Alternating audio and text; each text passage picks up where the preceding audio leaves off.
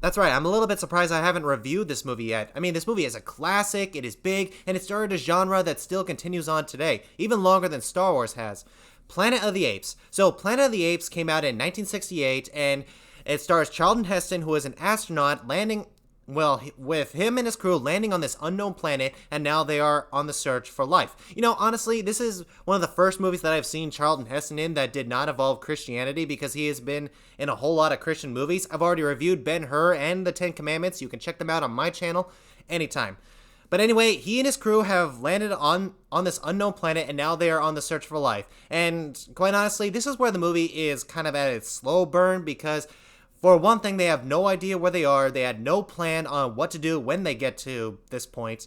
They just knew that they were going to get onto the spaceship, and after being in cryosleep for thousands of years, they are going to land somewhere. Which doesn't really sound like space travel to me, because when it comes to space travel, when it comes to NASA and all these space programs, they always have a plan whenever you're going into space, because it's space. One tiny little air leak could be the death of the entire crew. And also, from what I've read about the Apollo missions when they were going to the moon, all of that was planned out, because you have no idea how dangerous it is when you send somebody up there, because if something were to happen on the way to the moon, there is nothing there to really save you guys. Nothing really there to rebuild the ship, do repairs, or nothing like that. So basically, you're going out there on a whim. And for this crew to go out there and have no idea exactly where they were going or what they were even doing doesn't really sound like something that NASA would ever put out there.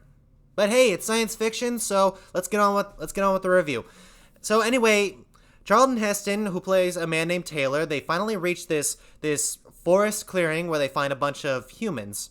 And this is the moment where they finally realize that humans are not the dominant species on this planet. No, it is the apes. And the way they introduced the apes in this scene was insanely cool, because the humans are starting to scatter, run around, and next thing you know, you see these apes riding on horses, charging in, and they just zoom in on one when you realize that these aren't humans, these are apes. Just telling you, this is not exactly what you would expect.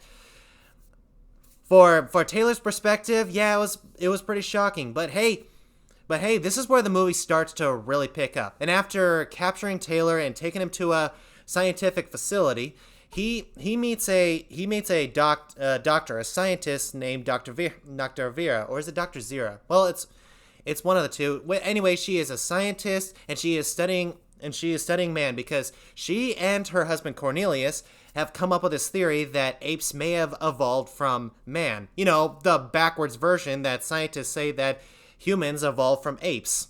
That type of stuff. And I love the fact that they bring in this science in the movie, as well as they bring in this religious part of the movie as well, because these apes do have a religion. They have this thing called the ancient scrolls that tell you how apes should behave, what their gods are, and what mankind are to apes as well. So I gotta give it up for this movie to bringing out this creativity. The fact that they bring science, religion. I mean, this is a movie where apes are the dominant species on this planet. So you can definitely get creative with this story.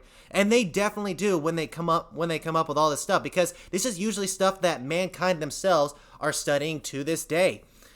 But anyway, she notices that Taylor is a whole lot smarter than the other humans that have come into this facility, because he can not only write, but he can also communicate. Well, I mean, his throat was damaged, so he cannot talk.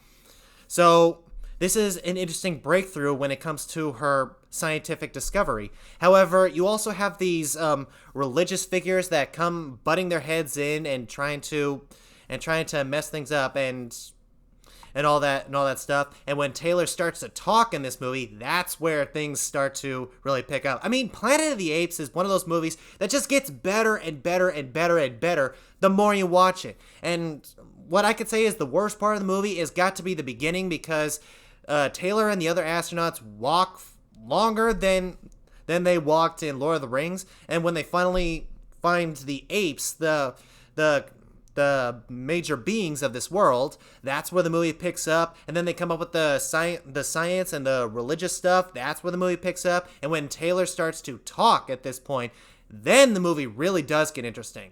And by far, the acting is great.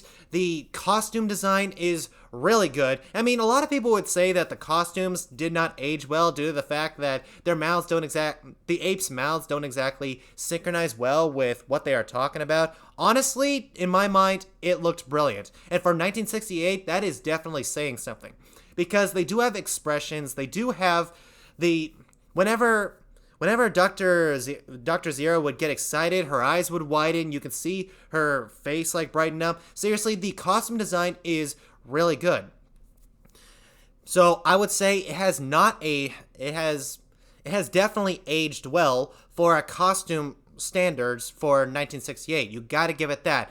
And immediately you're just sunk into the story all the way into the ending. And the ending has probably been spoiled by everybody because it's one of the most famous endings of all time. But still, if you were watching this movie for the very first time, get ready for that ending because it is a surprising one. So I gotta say, Planet of the Apes most definitely is one of the most creative science fiction movies that I have ever seen. I mean, I've watched Star Wars, I have watched Star Trek, but Planet of the Apes is definitely one of those science fiction movies that goes in a different direction, but you have that interest in there because you want to see where the story goes. So I will say Planet of the Apes is classic. So guys, Planet of the Apes, have you seen it? What did you think of it? If you guys watched Rise of the Planet of the Apes or Dawn of the Planet of the Apes before this one, I just gotta say you are missing out on a whole lot. So if you have never watched the original, I recommend definitely watching it.